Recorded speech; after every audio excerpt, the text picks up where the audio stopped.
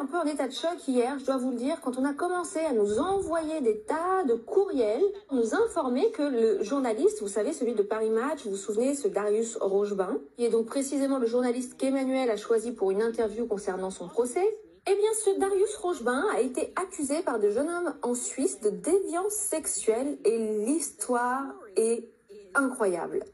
Donc avant tout, je vous rappelle de quoi on parle. Ça, c'est l'article de Paris Match d'hier. Donc le président Macron dit « Ah, je veux faire respecter la vérité ».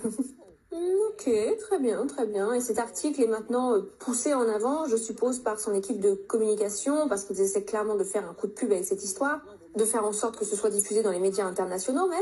Et aujourd'hui, cet article se retrouve effectivement dans le Times de Londres, dans lequel Macron dit « Pourquoi j'ai dû poursuivre l'influenceuse américaine Candace Owens en justice ?» Oh là là, c'est un petit peu son moment de grand courage, hein. Ça y est, il a pris son courage, il s'assoit pour parler à Darius Rochebin. Et puis hier, mon équipe a reçu une avalanche de courriels de personnes situées principalement en Europe nous informant que Darius Rochebin avait fait l'objet d'une enquête menée par 3 journalistes en Suisse, avait été accusé de manière très crédible d'inconduite sexuelle. On s'est dit, ok, on va examiner l'affaire, peut-être que c'est voilà une histoire qu'ils se sont laissés un petit peu emporter au moment de MeToo, hein, MeToo, vous savez, moi je suis contre MeToo. Mais non, c'est pas du tout le cas, les gars. Et l'histoire est dingue. C'est de la pure folie. Honnêtement, parfois je me dis j'invente. Mais non, j'invente pas. Ok, vous êtes prêts? Bon, juste pour que vous le sachiez, voici le titre dans Le Temps. Vous voyez, il est écrit RTS, Darius Rochebin et la loi du silence. C'est donc le gros titre. Ça ne vient pas de Candace Owens, ça existe depuis 2020. Je vais vous expliquer un petit peu ce qui s'est passé dans cette histoire. Il a poursuivi le groupe de presse pour diffamation à l'époque, mais il a ensuite abandonné ses poursuites de manière assez mystérieuse d'ailleurs, et le groupe a redoublé d'efforts. Dans ses reportages à ce sujet, nous y reviendrons. Bref, à l'époque, Darius Rochebin vivait en Suisse et était le présentateur vedette de la radio-télévision suisse, ok? C'est un peu l'équivalent de leur Andy Cooper, hein. C'était leur journaliste vedette. Mais voilà ce qui s'est passé ensuite. En 2020, des hommes se sont manifestés. Le journaliste a commencé à travailler sur ce sujet, évidemment, affirmant qu'ils avaient été ciblés par une personnalité féminine en ligne pour laquelle se faisait passer Darius Rochebin. Ils affirmaient que Darius avait créé de faux comptes se faisant passer pour des jeunes femmes qui les abordaient. Il avait en effet des faux comptes féminins. Il s'appelait une fois Latisha, une autre fois Léa. Et apparemment, il était bien plus actif sur les réseaux sociaux en se faisant passer pour une jeune femme qui s'appelait Latisha. Pardonnez-moi, je ne connais pas l'histoire. Candace Owens dit Latisha, ce qui est également un prénom, mais je pense qu'elle veut dire en fait Laetitia. Donc, pour le reste de la traduction, j'utiliserai le prénom Laetitia. Ces allégations datent de 2012 à peu près, de cette époque-là. Donc, pour recontextualiser, Darius était alors un homme de 46 ans qui se faisait passer pour une jeune étudiante à l'université de Genève pour susciter l'intérêt des jeunes adolescents. Mais ça, les gars, c'est que le début parce que je vous assure, ça va devenir encore plus bizarre, cette histoire. En se faisant passer pour cette fausse étudiante Laetitia, il aimait s'humilier. Donc Laetitia, qui est en réalité Darius, vous avez bien compris, qui se faisait passer pour une étudiante, se glissait dans les DM des jeunes hommes comme Samuel, qui est l'une des personnes qui s'est présentée pour cette histoire, pour cet article. Et dès qu'il commençait à parler avec ces jeunes hommes, Laetitia commençait à porter des propos négatifs sur Darius Rochebin.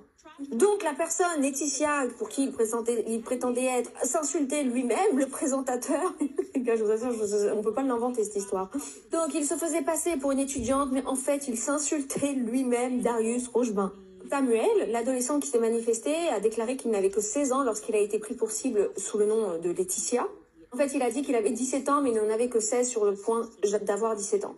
Quand il a échangé avec Laetitia, il a dit « j'ai 17 ans ». Et il raconte que dans ces conversations, Laetitia lui a immédiatement parlé du petit pénis de Darius Rochebin. Donc Darius Rochebin se fait passer pour Laetitia et commence à parler du petit pénis de Darius Rochebin. Vous suivez? Samuel dit qu'il a probablement essayé de comprendre ce que Samuel pensait de Darius. Il lui a demandé son âge, Samuel a répondu qu'il avait 17 ans. Bien sûr, il a arrondi son âge donc au supérieur.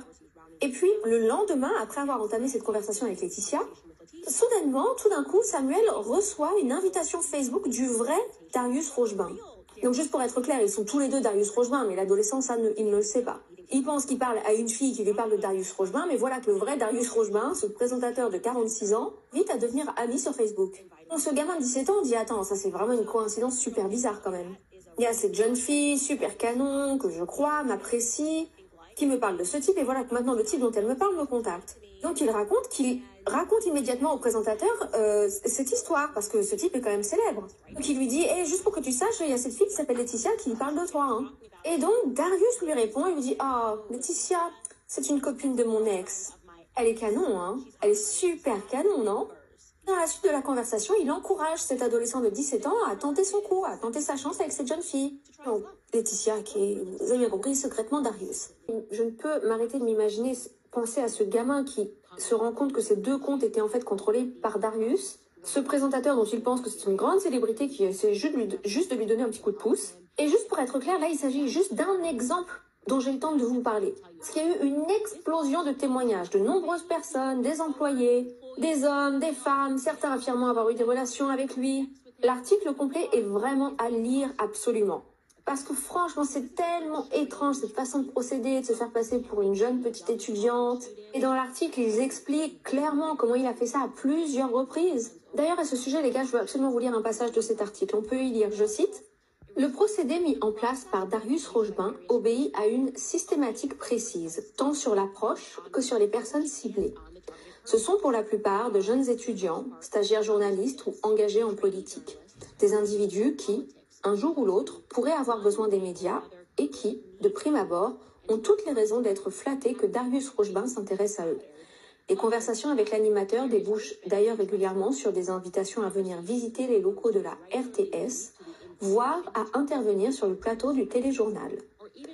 Le premier contact intervient souvent après une première et modeste apparition à l'antenne, un événement ou encore un débat estudiantin auquel Darius Rochebin participe en tant qu'invité de marque. La plupart du temps, les internautes contactés croient parler à deux personnes distinctes, Darius Rochebin et une jeune étudiante, soit Laetitia Croer, soit Léa Magnin. Ils ignorent que le présentateur mène en réalité ces deux discussions en même temps. Pour bien clair, tout cela a explosé en 2020. Il quitte donc forcément RTS au début 2020. C'est fin 2020 que l'affaire éclate. Et donc en décembre de la même année, bien sûr, il porte une plainte contre la publication pour diffamation. Son avocat proclame qu'il affirme nier fermement tout acte qui puisse être répréhensible. Mais ensuite, et apparemment c'était qu'une petite opération de communication, quelques mois plus tard, en 2021, il décide de retirer sa plainte de façon assez mystérieuse. Et son avocat présente la chose au public comme s'ils étaient parvenus à un genre d'accord, du genre « Ah, en fait, on a réussi à régler ça avec l'actionnaire du groupe de médias, mais bon, on peut pas vous dire comment, c'est secret. » Ils ont bien sûr invoqué la confidentialité. « Oh non, mais bon, on a réglé ça, mais c'était un accord extrêmement confidentiel. » Du genre, vraiment, non, on peut pas en dire plus que ça. Mais que dire de la publication? Ah non, eux, ils ont riposté.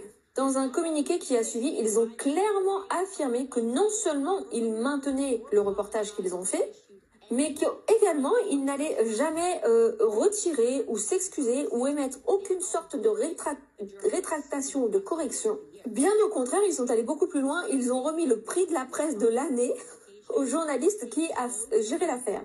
On peut lire dans la publication donc de Le Temps, le journal. La publication Le Temps prend acte du retrait de la plainte de Darius Rochebin suite à l'article RTS Darius Rochebin et la loi du silence. Le Temps ne fait absolument pas partie de l'accord relayé par les médias et n'en connaît pas le contenu. Il en va de même pour son propriétaire, la fondation Aventinus. L'article en question reste donc inchangé. Le Temps souligne que le travail journalistique a été récompensé par 2 prix de la presse suisse. Fin du communiqué. Et pourtant, rien de tout cela n'a été problématique pour la France. Zéro, rien. Non, allez lire l'article. Bien sûr, on est conscient que ce bizarroïde a voulu se présenter à la fois comme une femme, une jeune étudiante, tout en étant Darius Rochebin, tout en voulant que cette personne vous humilie. Mais non, la France a dit, vous savez quoi? Nous, on aime bien ce CV-là. Ça nous convient parfaitement. Non seulement la France a été d'accord, mais